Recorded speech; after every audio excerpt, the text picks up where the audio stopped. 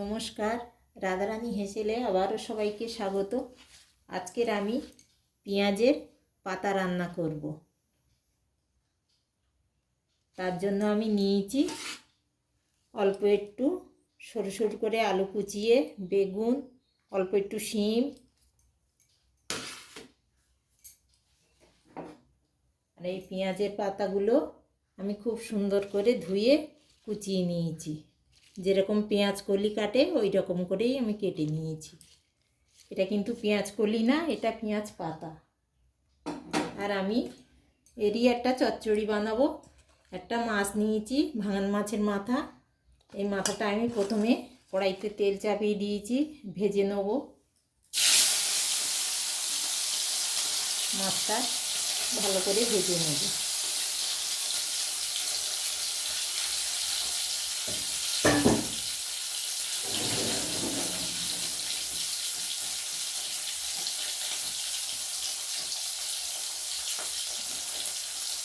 পেঁয়াজ কলির চেয়ে কিন্তু পেঁয়াজ পাতা একেবারে আলাদা স্বাদের। একদিন হলেও এই রান্নাটা করে খেয়ে দেখবেন, আশা করছি ভালো লাগবে। প্রথম থেকে শেষ পর্যন্ত দেখার অনুরোধ রইল। এই মাছগুলো ভেজে নিই আগে। দেখুন, মুড়োটা আমার খুব সুন্দর করে ভাজা হয়ে গেছে। আমি মাছটা সরিয়ে নিয়ে আমি ওর মধ্যেই দিয়ে দেবো অল্প একটু 5 ফোড়ন, ছোটো চামচের 1 চামচ মতো।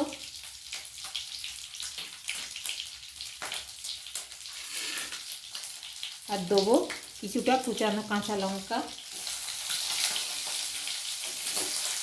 দিয়ে একটু নাড়িয়ে দেবো। দিয়ে এবার আমি আলুগুলো দিয়ে দেবো প্রথমে।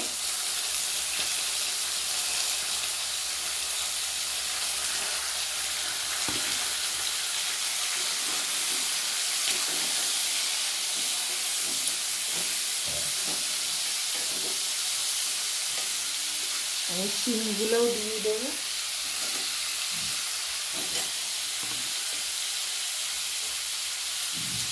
স্বাদ অনুযায়ী লবণ দিয়ে দেবো।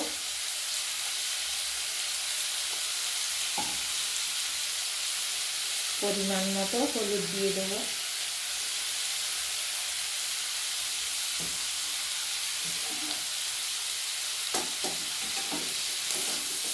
দিয়ে আমি কিছুক্ষণ কষিয়ে নেবো এইভাবে।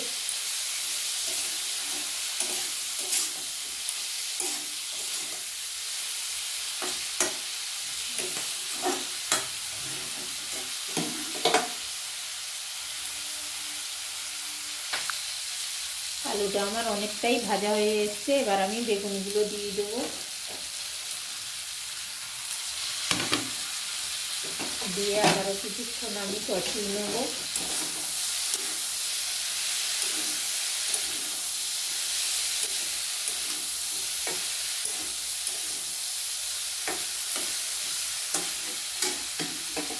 এবার আমি মশলাগুলো দিয়ে দেবো।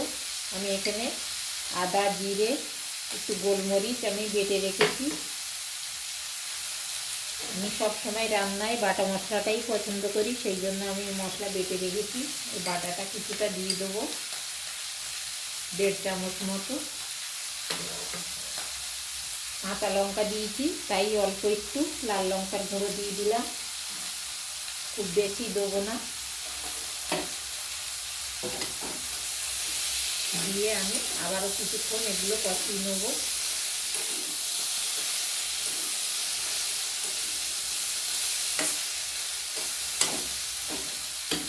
এইভাবে কিন্তু কষি রান্নাটা করতে হবে।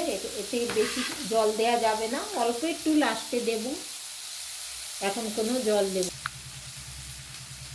খুব সুন্দর করে বেগুন, আলু, শিম দিয়ে বেশ মশলা দিয়ে কষানো হয়ে গেছে।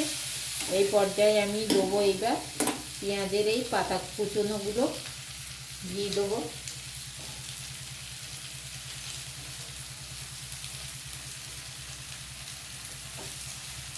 দিয়ে আবারও কিছুক্ষণ আমি কষিয়ে নেব।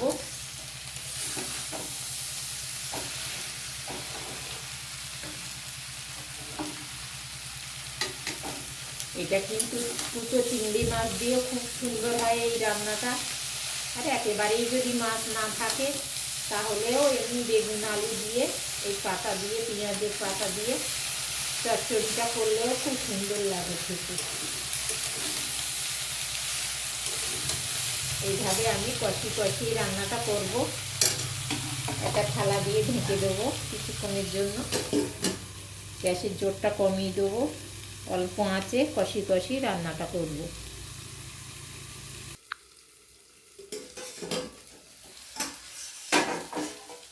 দেখুন কষাতে কতটা কমে গেছে, কতটা পেঁয়াজের পাতা দিয়েছিলাম আমি, আর এখন কষাতে একেবারেই কমে অল্প হয়ে গেছে। আমি মাঝে একবার ঢাকনা খুলে একটু নাড়িয়ে দিয়েছিলাম, না হলে তলায় লেগে যেতে পারে। এইবার আমি অল্প একটু জল দেব, একেবারেই অল্প। আলুগুলো কষাতে গিয়েই আলুগুলো দেখুন একদম সেদ্ধ হয়ে গেছে, কেটে যাচ্ছে। তাও আমি অল্প একটু জল দিয়ে এবার 4-5 মিনিটের মতো ঢেকে রেখে দেব।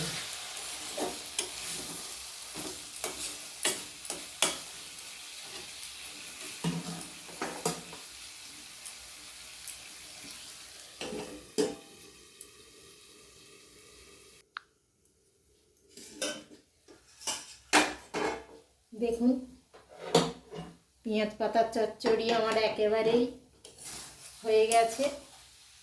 এবার আমি নামিয়ে দেবো। তার আগে আমি অল্প একটু কাঁচা সর্ষের তেল উপর থেকে ছড়িয়ে দেবো, এতে চচ্চড়িটা আরও বেশি খেতে টেস্ট হয়। আজকের আমার এই রান্নাটা যদি ভালো লেগে থাকে অবশ্যই লাইক কমেন্ট আর একটু বেশি করে শেয়ার করে দেবেন, 5 জনকে দেখার সুযোগ করে দেবেন। এবার আমি একটা পাত্রে ঢেলে নেব। সবাই ভালো থাকুন, সুস্থ থাকুন। আবার দেখা হবে অন্য কোনো রান্না নিয়ে। আর আমার এই পেঁয়াজ পাতার চচ্চড়ি কেমন হলো জানাতে একেবারেই ভুলবেন না।